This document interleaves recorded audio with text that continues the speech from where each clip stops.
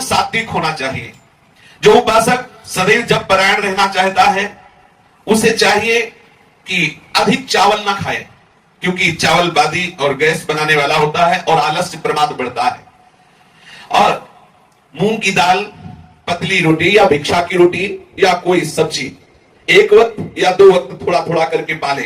रात में दूध उतना ही गर्म पिए जितना सहज में पिया जा। अधिक चाय जैसा गर्म पिएंगे तो ब्रह्मचर्य नाश का कारण बन जाएगा। मीठा और नमक अगर छोड़ दो तो बहुत अच्छा है, नहीं तो बहुत कम से कम पाओ। अगर आपको अजबाज आप निरंतर भजन करना है, चावल, खट्टा दही, खटाई, बहुत मात्रा में तेल, लाल मिर्च, मसाला, मूंगफली, गोभी, प्याज, लहसुन बिल्कुल नहीं पाना चाहिए। ये इसलिए वर्णन कर रहे हैं कि अगर आप मूंगफली पाओगे तो इसका परिणाम देखा गया है, ये कब्ज बनाती है, बहुत गर्म होती है, उपासक को बर्दाश्त नहीं हो पाएगा, उसके ब्रह्मचर्य को बर्दाश्त नहीं होगा। गोभी भी गैस्ट्रिक होती है। ये जितने पदार्थ लिखे हैं भजन में हानि करने वाले हैं।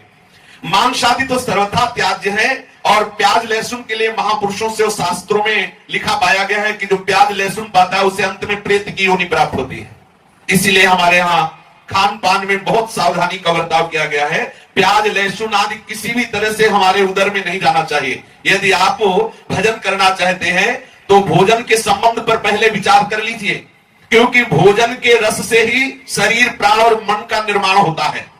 जो अशुद्ध भोजन करते हैं उनका शरीर अशुद्ध हो जाता है, उनके प्राण क्षोभ युक्त हो जाते हैं, चित्त में सदैव ग्लानि बनी रहती है। जिसमें ग्लानि होती है चित्त में, जो शरीर बोझा सा लग रहा है, प्रमाद छाया हुआ है, वो कैसे मंत्राकार वृत्ति कर सकता है। शुद्ध अन्न का भोजन करो। चित्त के मल का, विक्षेप का निवारण केवल भोजन से ही हो जाएगा। आप केवल सात्विक, कम और शुद्ध भोजन करें। अगर सतोगुणी भोजन है, भूख से थोड़ा ज्यादा कर लिया जाए तो रजोगुण आ जाएगा। वही सतोगुणी भोजन यदि और ज्यादा कर लिया जाए तो तमोगुण बढ़ जाएगा। है सतोगुणी, लेकिन भूख से आप अधिक पाले तो रजोगुण, और अधिक पाले तो तमोगुण बढ़ जाएगा। सतोगुण भोजन भी तमोगुण बढ़ा देगा। अन्न का सबसे बड़ा दोष है अधर्म के द्वारा कमाया हुआ अन्न। अन्याय से, बेईमानी से, चोरी से, डकैती से, छल से जो धन कमाया जाता है, यदि वो अन्न कहीं साधक के शरीर में चला जाए तो मंत्र को बिल्कुल नहीं चलने देगा, रोक देगा। ये महापुरुषों के वचन है। जो हम गुरुमंत्र जपा जाप करना चाहते हैं, सतत जाप करना चाहते हैं, रोक देगा वो अन्न। आपको भजन में रुचि नहीं होगी। अन्न दोष महादोष है। चित्त शुद्ध का निर्माण करने के लिए हमें अन्न पर बहुत ध्यान देना चाहिए। जो लोग अन्य अन्य साधन तो संभालते रहते हैं लेकिन अन्न पर ध्यान नहीं करते, उनका साधन नहीं बनता है। अब हमें पता नहीं सामने वाला भंडारा गौ हत्या करके करवा रहा है कि किसी के मरने वाला करवा रहा है कि या किसी का संकल्पित करवा रहा है। वो दवाया 5 लाख दे दिए, संतों को पवाओ। संतों की बुद्धि क्या होगी, किस तरह का अन्न धन है, ये थोड़ा देखना। हमें पता ना हो कि किस उद्देश्य से भंडारा कराया जा रहा है, कौन करवा रहा है, तब तक नहीं पाना चाहिए।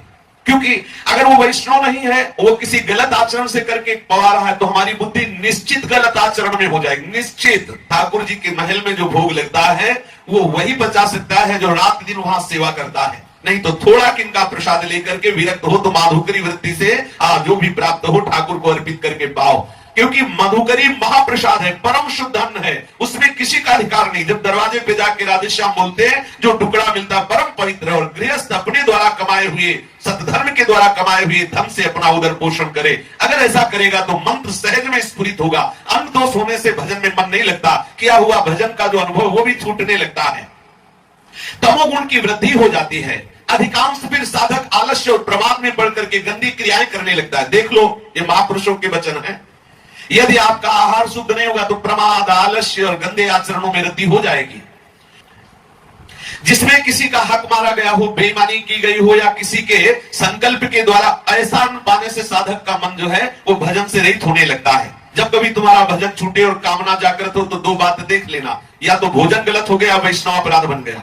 नहीं तो साधक जो भजन करता है उसका भजन छूटना और काम आदि दोष आना हो ही नहीं सकता। जहां भजन है वहां काम कहां है।